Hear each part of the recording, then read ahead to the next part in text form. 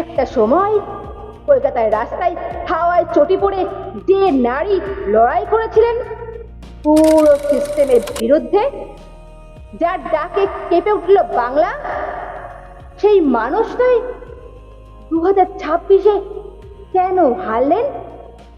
এটা কি শুধুই ভোটের হার, নাকি মানুষের মনের পরিবর্তন? নমস্কার, কথা কাহিনীর আবার নতুন একটি এপিসোডে আপনাদের স্বাগতম। আপনাদের সাথে রয়েছি আমি বনশ্রী।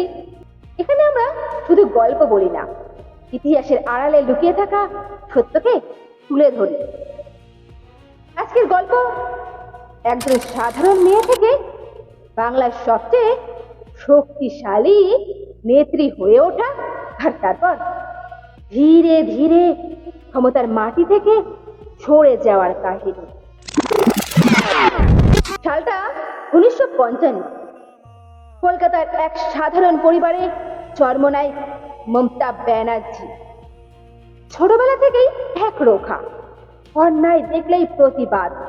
অনেকে বলতো সেই মেয়ে একদিন বড় হয়ে কিছু একটা করবে। কেউ জানতো না সেই মেয়ে একদিন বাংলার রাজনীতির ইতিহাস বদলে দেবেন। কলেজ জীবন থেকেই রাজনীতিতে পা, রাস্তায় আন্দোলন, মিছিল, স্লোগান, আর ধীরে ধীরে মানুষের মুখে একটাই নাম, দিদি। তখন বাংলায় একটাই শক্তি, বামফ্রন্ট। 34 বছরের রাজত্ব। অনেকে ভাবতো এদের হারানো প্রায় অসম্ভব, কিন্তু একজন মহিলা হার মানেননি। অল ইন্ডিয়া তৃণমূল কংগ্রেস তৈরি করলেন, লড়াই শুরু করলেন একাই। সিঙ্গুর, নন্দীগ্রাম, রাস্তার আন্দোলনে মানুষের আবেগ হয়ে উঠলেন তিনি। আর 2011 সাল বাংলা দেখলো ইতিহাস। বামফ্রন্ট হারলো, ক্ষমতায় এলেন মমতা ব্যানার্জি। তারপর একের পর এক প্রকল্প, কন্যাশ্রী, রূপশ্রী, সবুজ সাথী, লক্ষ্মী ভান্ডার, আরো কত কি। গ্রাম থেকে শহর সকলের মুখে একটাই নাম, দিদি। অনেকেই বলতে শুরু করলো দিদি বাংলার ভরসা। কিন্তু ক্ষমতার সবচেয়ে বড় শত্রু কে জানেন?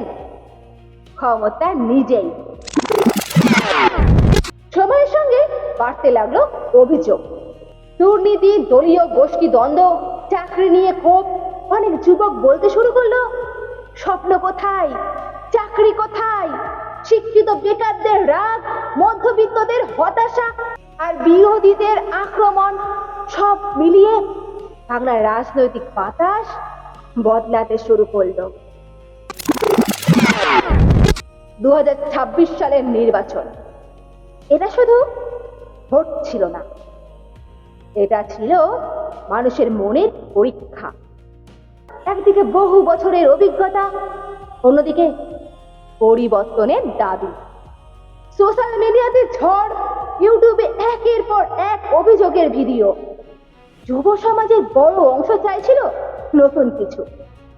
আর ধীরে ধীরে যে জনসমুদ্র একদিন দিদি বলে চিৎকার করত, সেই ভিড়ের একটা অংশ নীরব হয়ে গেল। ফলাফল প্রকাশের দিন টিভির পর্দায় একটাই খবর, বাংলার রাজনীতিতে বড় পরিবর্তন।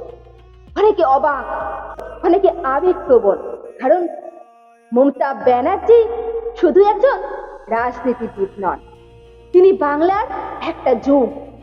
কিন্তু ইতিহাসের নিয়ম বড়ই নিষ্ঠুর, যে ওঠে তাকে একদিন নামতেও হয়।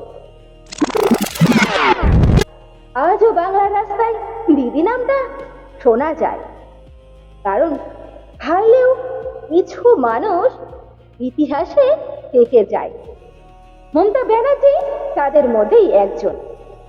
কিন্তু প্রশ্ন একটা থেকেই যায়, বাংলা কি সত্যি পরিবর্তন চেয়েছিল, নাকি সময়টাই বদলে গিয়েছিল? আপনার মতে 2026-এর সবচেয়ে বড় কারণ ঠিক কি ছিল? কমেন্ট সেকশনে জানাতে ভুলবেন না। ভিডিওটি যদি ভালো লেগে থাকে তাহলে সাবস্ক্রাইব করে পাশে থাকবেন এরকম আরো নিত্য নতুন তথ্য জানতে।